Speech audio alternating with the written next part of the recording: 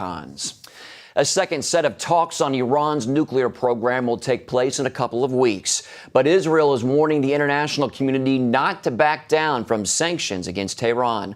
Both Iran and international powers sounded optimistic at the end of talks today in Geneva. But Israeli Prime Minister Benjamin Netanyahu is urging the international community not to let up on sanctions or stop short of its goal.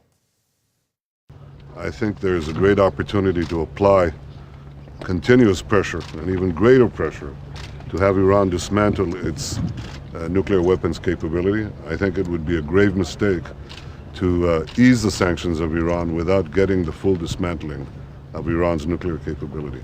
And I call on the international community to do exactly that.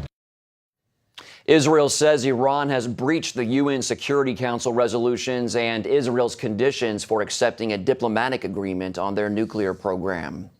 Our terrorism analyst Eric Stakelbeck joins us now from Washington with more. Eric, why would the international community ease up on Iran now when it seems that pressure is close to yielding results? Well, Mark, because the international community, led by the Obama administration, quite frankly, is desperate for a deal with the Iranians. President Obama made that clear. Look, Mark, from the time he came in office, even as he was running for president in 2007, he made clear that he was willing to talk to Iran and cut a deal with them. And I think, like you said, Mark, Iran is hurting right now. Now is the time to squeeze sanctions even more when the Iranian economy is in serious trouble. And the great hope that we've always had, some of us here in the U.S. at least, that the Iranian people would rise up and get rid of this wicked Iranian regime in that country. So we're closing the vies with sanctions, Mark, and now we're going to take the foot off the pedal. It makes no sense, but I believe that the West and the Obama administration, again in specific, senses that confrontation is coming. If Iran kept going the way it was going, they're enriching uranium. Remember, Mark, they refused to stop enriching uranium, which obviously is used for a nuclear bomb. A day of reckoning was coming, probably militarily, and the Obama administration wants no parts of that. Eric, one reason for easing up on Iran is that many see its new president, Hassan Rouhani, as a moderate. Prime Minister Benjamin Netanyahu calls him a wolf in sheep's clothing. Is the world being lulled into a false sense of security about Rouhani? Yeah, Mark, I call Rouhani Ahmadinejad with a smile. That's what it boils down to with him. He's no moderate, Mark.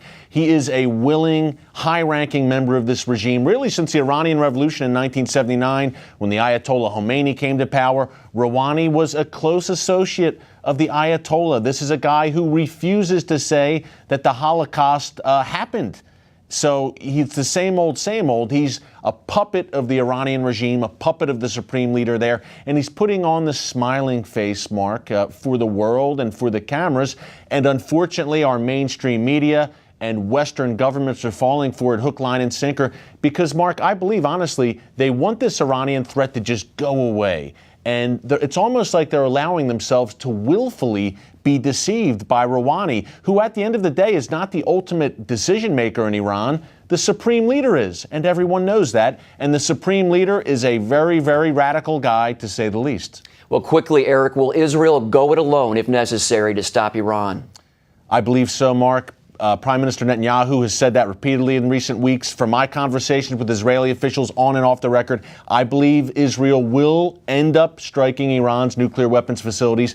They have no choice, and they are really all alone in the body of nations right now. All right, Eric, thanks for your time and for keeping it real. We appreciate it. Thank you, Mark. And for the latest from Eric, make sure you check out his blog and weekly show, The Watchman. You can find that on our website, cbnnews.com.